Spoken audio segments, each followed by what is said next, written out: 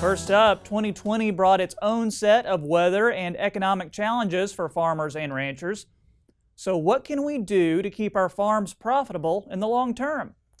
Market Journal's Maddie McIntosh has more on this story. In the ever-changing world of agriculture, it can be difficult to plan ahead.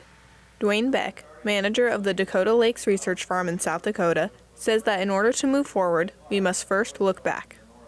Yeah, it's really more of a look at where we've been in agriculture. We've only really been growing crops for 10 or 11,000 years and on purpose.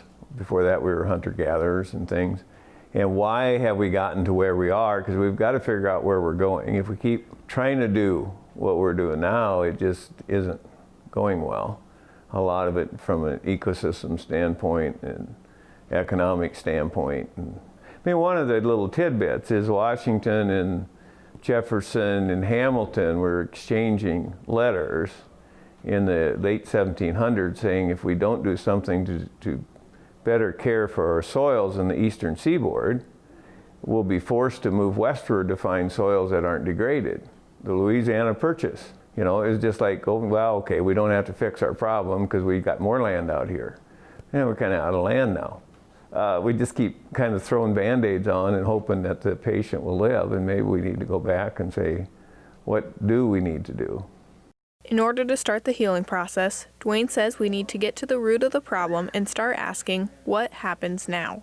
Well, the big one is ecosystem degradation.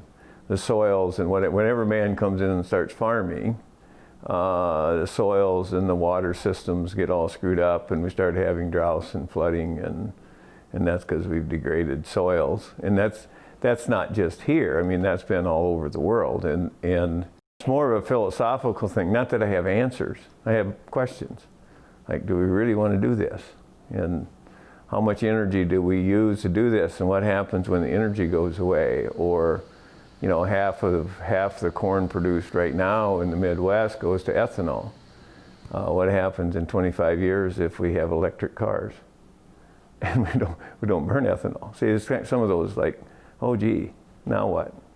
While the questions still remain unanswered, Dwayne has started working on his own solutions at the research farm, including growing his own fuel. The native prairie would be our guide. And so what we're trying to do is not export stuff. The native prairie didn't really export stuff, and it didn't have to import stuff. So we're trying to close the circle in terms of our farming operations, in terms of energy, water, nutrient cycling, water cycling, energy capture. And so making our own oil is one of those. Now I can sell that as human edible oil also, canola and flax, or I can burn it if I need to. If I can get rid of having to burn it and have a solar powered tractor, that'd be great too. And Dwayne believes that by learning from the past, we'll find the answers we seek by rethinking the questions entirely. What that tells us about where we should possibly be going, it may mean totally reevaluating some of our concepts. Reporting for Market Journal, I'm Maddie McIntosh.